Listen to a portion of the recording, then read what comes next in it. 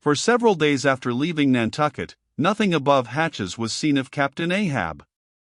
The mates regularly relieved each other at the watches, and for aught that could be seen to the contrary, they seemed to be the only commanders of the ship, only they sometimes issued from the cabin with orders so sudden and peremptory, that after all it was plain they but commanded vicariously. Yes, their supreme lord and dictator was there, though hitherto unseen by any eyes not permitted to penetrate into the now sacred retreat of the cabin. Every time I ascended to the deck from my watches below, I instantly gazed aft to mark if any strange face were visible, for my first vague disquietude touching the unknown captain, now in the seclusion of the sea, became almost a perturbation. This was strangely heightened at times by the ragged Elijah's diabolical incoherences uninvitedly recurring to me, with a subtle energy I could not have before conceived of. But poorly could I withstand them, much as in other moods I was almost ready to smile at the solemn whimsicalities of that outlandish prophet of the wharves. But whatever it was of apprehensiveness or uneasiness, to call it so, which I felt, yet whenever I came to look about me in the ship, it seemed against all warrantry to cherish such emotions. For though the harpooneers, with the great body of the crew, were a far more barbaric, heathenish, and motley set than any of the tame merchant ship companies which my previous experiences had made me acquainted with, still I ascribed this, and rightly ascribed it, to the fierce uniqueness of the very nature of that wild Scandinavian vocation in which I had so abandonedly embarked. But it was especially the aspect of the three chief officers of the ship, the mates, which was most forcibly calculated to allay these colorless misgivings, and induce confidence and cheerfulness in every presentment of the voyage. Three better, more likely sea officers and men, each in his own different way, could not readily be found, and they were every one of them Americans, a Nantucketer, a Vineyarder, a Cape man. Now, it being Christmas when the ship shot from out her harbor, for a space we had biting polar weather, though all the time running away from it to the southward, and by every degree and minute of latitude which we sailed, gradually leaving that merciless winter, and all its intolerable weather behind us. It was one of those less lowering, but still grey and gloomy enough mornings of the transition, when with a fair wind the ship was rushing through the water with a vindictive sort of leaping and melancholy rapidity, that as I mounted to the deck at the call of the forenoon watch, so soon as I levelled my glance towards the taffrail, foreboding shivers ran over me. Reality outran apprehension. Captain Ahab stood upon his quarter-deck. There seemed no sign of common bodily illness about him, nor of the recovery from any. He looked like a man cut away from the stake, when the fire has overrunningly wasted all the limbs without consuming them, or taking away one particle from their compacted aged robustness. His whole high, broad form seemed made of solid bronze, and shaped in an unalterable mold, like Cellini's cast Perseus.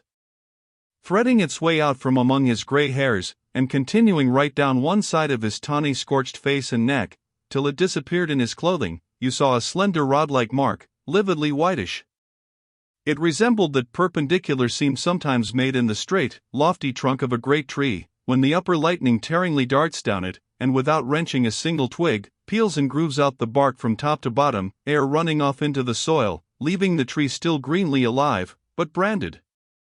Whether that mark was born with him, or whether it was the scar left by some desperate wound, no one could certainly say. By some tacit consent, throughout the voyage little or no allusion was made to it, especially by the mates. But once Tashtagos Sr., an old gay-head Indian among the crew, superstitiously asserted that not till he was full 40 years old did Ahab become that way branded, and then it came upon him, not in the fury of any mortal fray, but in an elemental strife at sea. Yet, this wild hint seemed inferentially negatived, by what a grey Manxman insinuated, an old sepulchral man, who, having never before sailed out of Nantucket, had never ere this laid eye upon wild Ahab. Nevertheless, the old sea traditions, the immemorial credulities, popularly invested this old Manxman with preternatural powers of discernment. So that no white sailor seriously contradicted him when he said that if ever Captain Ahab should be tranquilly laid out, which might hardly come to pass, so he muttered then, whoever should do that last office for the dead, would find a birthmark on him from crown to sole. So powerfully did the whole grim aspect of Ahab affect me, and the livid brand which streaked it, that for the first few moments I hardly noted that not a little of this overbearing grimness was owing to the barbaric white leg upon which he partly stood. It had previously come to me that this ivory leg had at sea been fashioned from the polished bone of the sperm whale's jaw.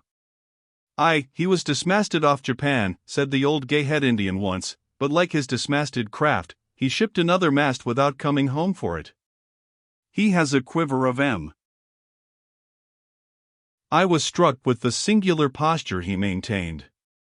Upon each side of the Pequod's quarter-deck, and pretty close to the mizzen shrouds, there was an auger hole, bored about half an inch or so into the plank. His bone leg steadied in that hole, one arm elevated, and holding by a shroud, Captain Ahab stood erect, looking straight out beyond the ship's ever-pitching prow. There was an infinity of firmest fortitude, a determinate unsurrenderable willfulness, in the fixed and fearless, forward dedication of that glance. Not a word he spoke, nor did his officers say aught to him, though by all their minutest gestures and expressions, they plainly showed the uneasy, if not painful, consciousness of being under a troubled master eye. And not only that, but moody stricken Ahab stood before them with a crucifixion in his face, in all the nameless regal overbearing dignity of some mighty woe. Ere long, from his first visit in the air, he withdrew into his cabin.